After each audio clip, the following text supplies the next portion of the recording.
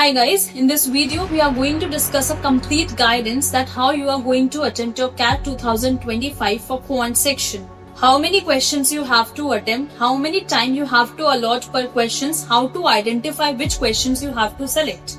From previous year trends, you need to get around 33 marks out of 66 to get around 99 percentile.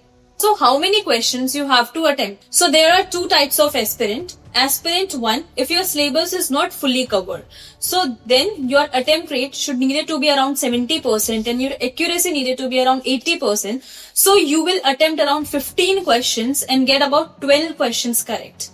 If you fall under the second category, that is your syllabus is well and fully covered and you have done few sectionals and analysis also. So your attempt rate needed to be around 85% and your accuracy can get somewhere around 70 to 75%. You will attempt around 19 questions and get around 13 questions correct.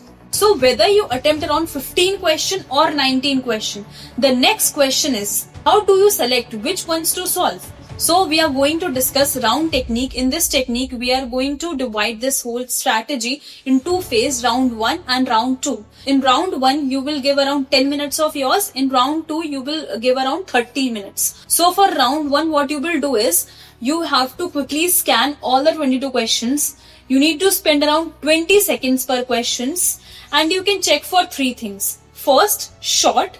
That means those questions which will take less time to read.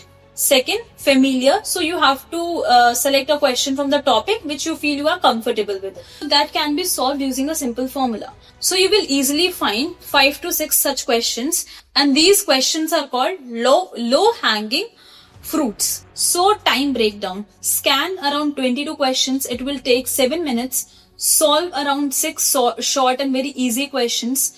That will take around 3 minutes. So total time 10 minutes. While scanning, if you find a question which meets 2 out of the 3 criteria that we have discussed, then you have to mark those questions for review. So by the end of round 1, you will have solved around 5 to 6 questions and you have marked few questions for review. Round 2. Now this is the round where you have to target and maximize your score. So in this round, you have to start again from question number 1.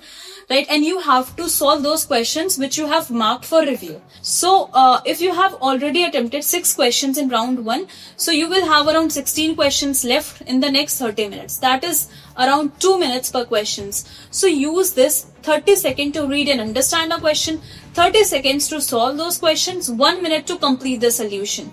If you spend around 30 seconds reading and 30 seconds trying but still do not know how to solve it, skip it immediately and don't get stuck. Remember, if you don't attempt around 13 to 19 questions, you won't reach the criteria or meet the criteria of around 99 percentile in quant section. Manage your time wisely, never overcommit to a question. Now, post mock analysis. After each mock test, note down the 2 things. First, did you identify and attempt the low hanging fruit in round 1?